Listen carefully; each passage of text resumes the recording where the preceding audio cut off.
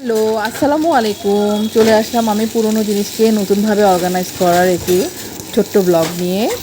তো এগুলো সব গতকালকের লাঞ্চ ছিল। আমি একটু বিফ সিজলিং করেছি।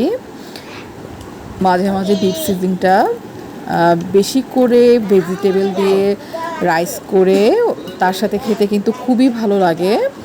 তো সবসময় একইভাবে গরুর মাংস না করে মাঝে মাঝে আমরা কিন্তু গরুর মাংসটাকে বিভিন্নভাবে রান্না করে খেতে পারি। বিশেষ করে যদি সিজনিংভাবে খাই, আমার মনে হয় পরোটা রাইস সব কিছু দিয়েই খুব ভালো যায়। আর টেবিলেও সার্ভ করলে অনেক সুন্দর লাগে, খেতে তো মজাই দুর্দান্ত। তো আমার মনে হয় ঘরের সব জিনিসকেই একটু আপডেটের উপর রাখা উচিত। আমার এটা হলো ডিনার ওয়াগনের পুরনো লুকটা। আমি ভাবছিলাম এটাকে কিভাবে একটু নিউ লুক দিতে পারি আমি। তো পুরনো লুকটাও আমার খুবই ফেভারিট। আমি আসলে চেঞ্জ করতে চাচ্ছিলাম না, তারপরও কিছু নিউ জিনিস অ্যাড করলে যদি এটা লুক কিছুটা চেঞ্জ হয়, তাহলে আমার মনে হয় আমার বেটার ফিল হবে। তো এটা হলো একদম নিচের পার্টটা। এটাকে আমি পরে চেঞ্জ করব। এটা হলো সেকেন্ড পার্টটা। তো আপাতত আমি ফার্স্ট পার্টটুকুই চেঞ্জ করব, একটু কিছু নিউ এডিশন করে। তো এটার মনে হয় কোনো কিছু লাগবে না, এটা একদম ঠিকই আছে।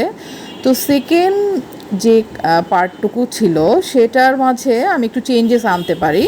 এই সুগার পটটা যদি আমি ব্ল্যাক সুগার পটটা চেঞ্জ করে আমি নিউ কিছু দিতে পারি। তো এটা হলো আমি কাশ্মীর থেকে এনেছিলাম, একদম কাঠের একটি অ্যালকোহল গ্লাস, ওয়াইন গ্লাস। আসলে আমার কাছে মানে আমার সবচেয়ে ফেভারিট ওটা।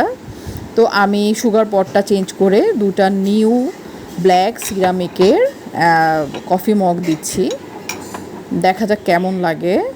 আর এইটা হলো থার্ড পার্টটা, একদম এটার গ্লাসগুলো।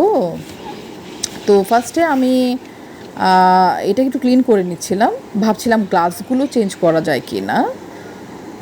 তো এই নিউ গ্লাসটা অ্যাড করে দেখি কেমন লাগে।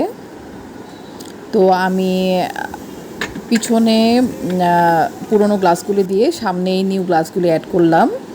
তো ফার্স্ট পার্টটার লুকটা হলো সিম্পল, দুটো কফি মগ চেঞ্জ করেছি আর হলো নিউ ডিজাইনের 3টি ওয়াইন গ্লাস দিয়েছি।